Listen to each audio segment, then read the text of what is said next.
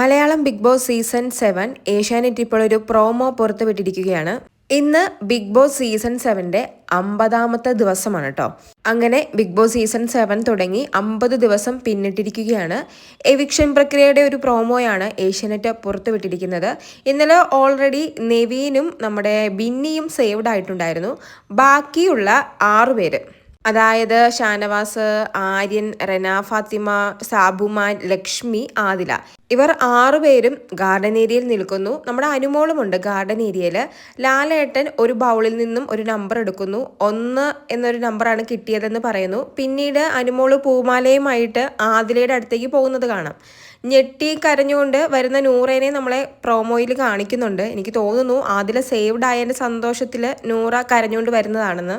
Adila saved ആണെന്ന് അറിഞ്ഞതിൽ അനുമോളും നൂറയും എന്തോ ആഘോഷ പ്രകടനം എന്തോ നടത്തിയെന്ന് തോന്നുന്നു.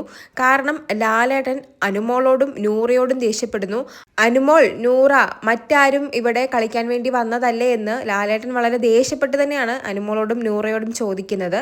എന്നിട്ട് ലാലേട്ടൻ പറയുന്നു, എങ്കിൽ ബാക്കിയുള്ളവരെ നിങ്ങൾ തന്നെ തീരുമാനിച്ചോ, ബിഗ് ബോസ് തന്നെ തീരുമാനിച്ചോ എന്ന് പറഞ്ഞ് ലാലേട്ടൻ രോഷാകുലനായിട്ട് ബിഗ് ബോസ് ഫ്ലോറിൽ നിന്നും ഇറങ്ങിപ്പോവുകയാണ്. ലാലേട്ടനെ ദേഷ്യം പിടിപ്പിക്കാൻ വേണ്ടി മാത്രം അനുമോളും നൂറയും എന്താണ് ചെയ്തതെന്ന് പ്രോമോയിൽ നിന്നും വ്യക്തമല്ല.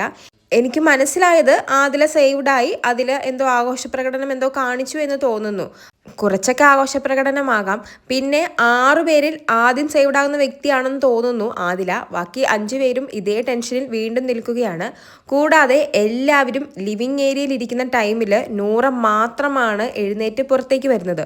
അതൊക്കെയാവാം നമ്മുടെ ലാലേട്ടനെ ദേഷ്യം പിടിപ്പിക്കാൻ കാരണം.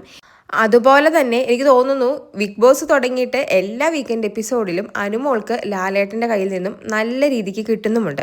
എന്തായാലും എപ്പിസോഡിന് വേണ്ടി കാത്തിരിക്കാം. കൂടുതൽ ലൈവ് അപ്ഡേറ്റുകളുമായി വീണ്ടും വരാം.